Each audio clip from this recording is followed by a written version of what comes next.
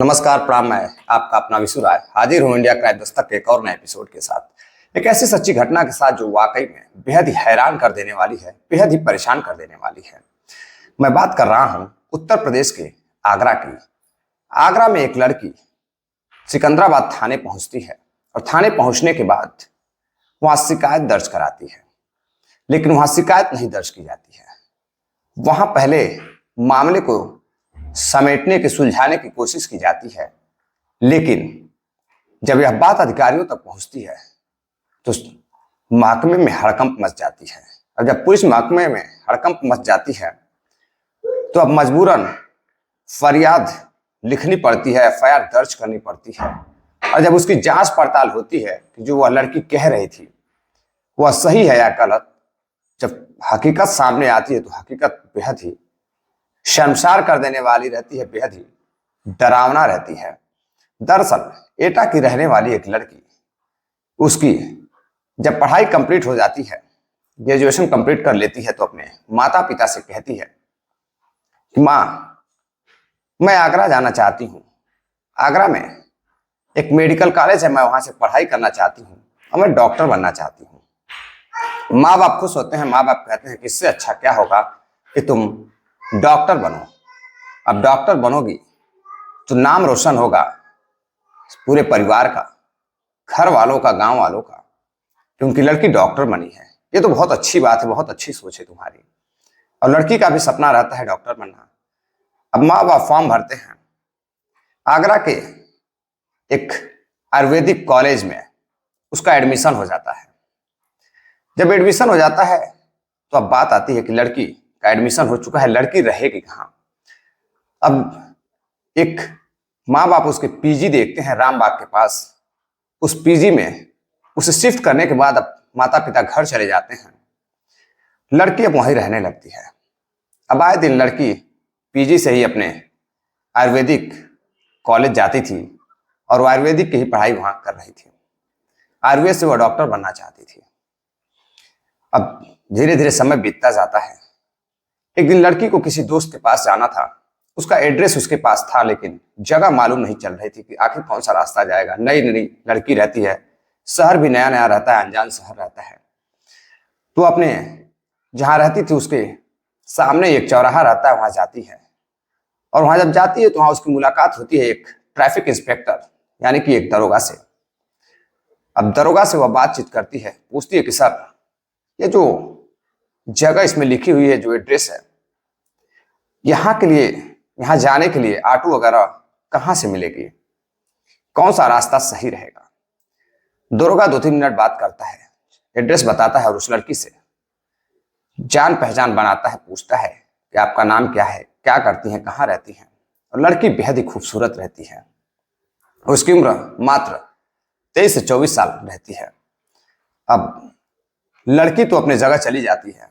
फिर अगले दिन जब लड़की कॉलेज से उसी रास्ते गुजर रही थी तो फिर जो दरोगा रहता है वह लड़की को देखता है। लड़की भी पहचान लेती है कि यह तो वही दरोगा है। नया नया दरोगा रहता है। दरोगा की भी उम्र वही 30-32 साल रहती है। अब लड़की फिर वहां से अपने हॉस्टल चली जाती है। अब आए दिन दरोगा अक्सर हॉस्टल के आसपास घुमा करता था, चौराहे पर रहता था, और जब वह लड़की आती थी जाती थी तो उसे देखता रहता था। लड़की को भी दरोगा पसंद आने लगा था और वह एक दरोगा नया नवेला। लड़की अब फिर एक दिन उसके पास जाती है, बातचीत करती है, कुछ पूछती है, लड़का भी पूछता है। अब दोनों में बातचीत होने लगती है और आते जाते कभी दरोगा लड़की से बात कर लेता तो लड़की भी कभी दरोगा से कुछ बात कर लेती, कुछ पूछ लेती। अब दोनों एक दूसरे से बात करने के लिए बहाना ढूंढने लगते हैं। लड़की और दरोगा एक दूसरे को चाहने लगे थे। अब दोनों एक दूसरे से बात करने का बहाना ढूंढते हैं। बहाना ढूंढने के बाद अब धीरे धीरे दोनों की दोस्ती हो जाती है। दोस्ती बढ़ती जाती है। उसके बाद अब एक दूसरे का नंबर आदान प्रदान होता है। बातचीत अब फोन तक पहुंच जाती है और फोन से दोनों एक दूसरे के प्यार में डूब जाते हैं। दोनों एक दूसरे से घंटों बातें करने लगते हैं। अब जब घंटों बातें करने लगते हैं तो लड़की लड़के से पूछती है कि आप क्या शादीशुदा हो, आपकी शादी हो चुकी है। तो जो दरोगा रहता है वह कहता नहीं मेरी शादी नहीं हुई है। अब जब तुम मिल गई हो तो फिर शादी करने की क्या जरूरत है, मैं तुम्हें इतना चाहता हूं, मैं तुम्ही से शादी करूंगा। लड़की भी खुश हो जाती है और दोनों एक दूसरे से प्रेम भरी बातें करने लगते हैं। लड़का जो रहता है दरोगा अब लड़की को कहता है कि एक काम करो, तुम हॉस्टल छोड़ दो, चलो मैं तुम्हें एक फ्लैट दिला देता हूं। अब दरोगा सिकंदराबाद के पास ही जो थाना रहता है सिकंदरा, उसी के पास एक फ्लैट लेता है किराए का और उसी में लड़की को शिफ्ट कर देता है। अब किराए का फ्लैट रहता है, लड़की रहती है और दरोगा को और क्या चाहिए था। दरोगा जी अपना जैसे ही उनकी ड्यूटी खत्म होती थी वो अब अपने फ्लैट पर नहीं जाकर अब वो सीधे उस लड़की के फ्लैट पर जाते थे और उसके साथ शाम गुजारते थे, रात गुजारते थे, उसके साथ शारीरिक संबंध भी बनाते थे। लड़की मना करने की कोशिश करती है कि नहीं ये सब सही नहीं है, शादी के बाद आप मेरे साथ जो करना होगा करिएगा, लेकिन दरोगा मानने को तैयार नहीं रहता है। लड़की को शादी का झांसा देता है, प्रेम जाल में फंसाता है और उसके साथ शारीरिक संबंध बनाता है। जब एक दिन लड़की उसके साथ कमरे में थी तभी एक फोन आता है। फोन आता है तो दरोगा कुछ बातें कर रहा था जिससे लड़की को शक होता है कि यह शादीशुदा है क्या। वह पूछती है लेकिन दरोगा हंस के टाल देता है, कहता है नहीं मेरी शादी अभी नहीं हुई है। अब कुछ दिनों बाद लड़की अपने कमरे पर रहती है, दरोगा से फोन करते हैं कि मैं आ रहा हूं, तुम कहां हो। लड़की कहती है मैं फ्लैट पर हूं, आप आ जाइए। अब जैसे ही दरोगा जी पहुंचते हैं, दोनों एक दूसरे के साथ शारीरिक संबंध बनाने की कोशिश करते हैं, तभी एक फोन आता है।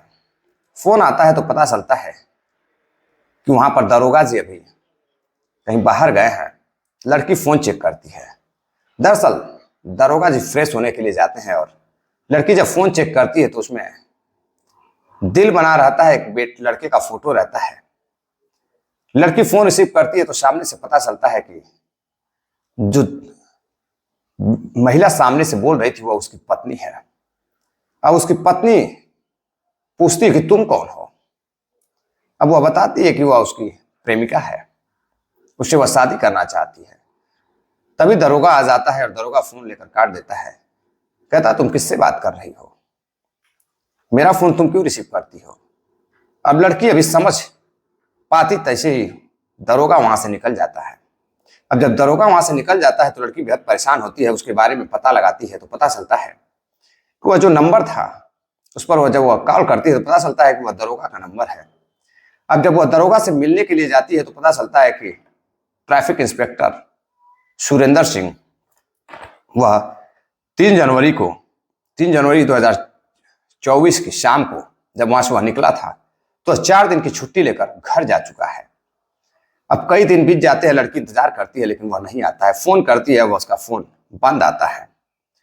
फिर वह थाने पहुंचती है, सिकंदरा थाने पहुंचकर अब वह एक शिकायत दर्ज कराती है कि दरोगा मेरे साथ प्रेम जाल में मुझे फंसाकर फर्जी तरीके से धोखाधड़ी करके मुझसे, दरअसल दरोगा जो है उससे पैसे भी लिया करता था और खुद भी खर्च वहन करता था। या जब दो दोस्त रहते हैं, दो प्यार करने वाले रहते हैं तो चलता रहता है। लेकिन जब वो कहती है कि दरोगा शादीशुदा होते हुए भी वह कहता था मैं शादीशुदा नहीं हूं और वह एक बच्चे का बाप भी है और इस तरह की घटिया हरकतें मेरे साथ करता था, और जब मैं उसे मना करने की कोशिश करती थी तो शादी का झांसा देकर मेरे साथ शारीरिक संबंध भी बनाता था, कृपया उचित कार्रवाई की जाए। अब पुलिस महकमे की बात होती है तो पुलिस महकमा पहले तो इस बात को दबाना चाहती थी। पुलिस चाहती थी कि किसी तरह से इस मामले का सुलझावन कर दिया जाए, यानी कि मामले को समझा बुझाकर खत्म कर दिया जाए। पुलिस अब उस ट्रैफिक इंस्पेक्टर से बात करने की कोशिश करती है लेकिन बात नहीं हो पाती है। अब धीरे धीरे 21 दिन हो जाते हैं और उस दरोगा से ना तो पुलिस की बात होती है ना लड़की की बात होती है, वह आता ही नहीं है। दरअसल वह जान चुका था कि लड़की अब पुलिस स्टेशन पहुंचने वाली है, सारा मामला खुल चुका है, वह फंसने वाला है। इधर पुलिस दबाने की कोशिश कर रही थी केस को। अब यह बात धीरे धीरे अधिकारियों तक फैल जाती है। जब बात अधिकारियों तक फैल जाती है तो अब मजबूरन महकमे में हड़कंप मच जाता है और मजबूरन एफआईआर लिखना पड़ता है। और एफआईआर लिखे जाने तक अभी भी 29 जनवरी 2024 को शिकायत दर्ज कराई गई थी और यह बात मीडिया के सामने आई और अभी तक वह दरोगा फरार चल रहा है। अब हो सकता है कि वह पकड़ा जाए, महकमे से उसे सस्पेंड भी कर दिया गया है। पुलिस विभाग अपना कार्रवाई कर रही है और लड़की कोर्ट के सामने पेश होकर अपना बयान भी दे चुकी है। अब देखना है उस दरोगा के साथ क्या होता है। दरअसल ऐसी कई घटनाएं हैं जो पुलिस महकमे में सुनने को आती है। मेरा मकसद किसी पुलिस वाले को बदनाम करना नहीं है, बल्कि सावधान करना है आप सभी को, क्योंकि कई सारी ऐसी घटनाएं होती हैं जो बहन बेटियां पुलिस वालों के झांसे में आती हैं। और अभी आगरा में ही एक व्यक्ति, पुलिस वाला, एक महिला के घर में घुसकर उसकी लड़की के साथ रेप जैसी घटना को अंजाम दिया था। उसे गिरफ्तार कर जेल में भेज दिया गया है।